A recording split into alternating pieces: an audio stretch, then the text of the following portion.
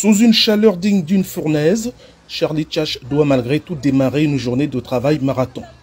Je me souviens qu'un jour je passais pour aller à une émission et là je reçois ce message: Charlie va acheter les parapluies et fait louer les parapluies à 100 francs. Un message divin, dit le jeune chrétien à l'éternel chapeau noir.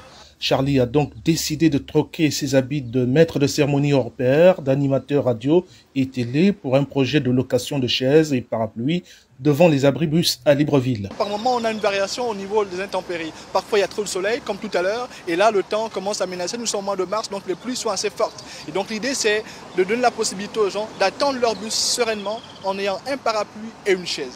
Je dis toujours, n'attendons pas l'État, car l'État ne connaît pas notre État.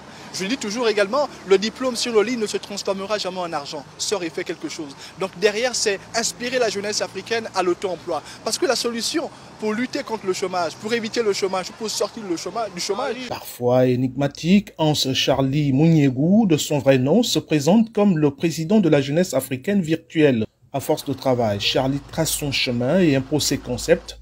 Placardés sur les murs, ces slogans sont des leçons de vie. C'est-à-dire que derrière, quand un jeune vient, quand il prend la chaise, quand il prend le parapluie, quand il s'assoit, il regarde ses affiches, il doit repartir avec cette phrase: sois le fou de ta destinée. Il y a le chômage, mais sois le fou de ta destinée. Il y a la crise, sois le fou de ta destinée. Et comme je dis toujours, changeons la disposition des lettres du mot crise, on va écrire le mot cerise. Alors derrière la crise, on doit retirer la cerise. Mais comment retirer la cerise? C'est avec la scie. Et la scie, c'est quoi? C'est ton potentiel, c'est ton talent, c'est ton audace. C'est comme ça que ça marche.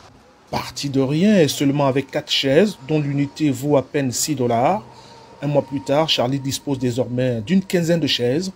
Les usagers des abribus de la capitale gabonaise lui témoignent une grande admiration. Déjà, c'est très louable parce qu'on a un jeune compatriote gabonais qui décide d'innover avec une idée brillante parce qu'il aide nos mamans qui ne peuvent pas patienter debout.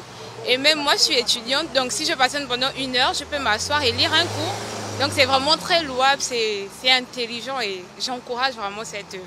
Diplômé en sociologie, Charlie Tchach était déjà entrepreneur à l'université de Libreville. Il achetait de la friperie qu'il revendait. Avec cette nouvelle aventure, il ambitionne d'initier les jeunes de son pays à l'auto-emploi. Ismaël Obianzé pour VOA Afrique, Libreville.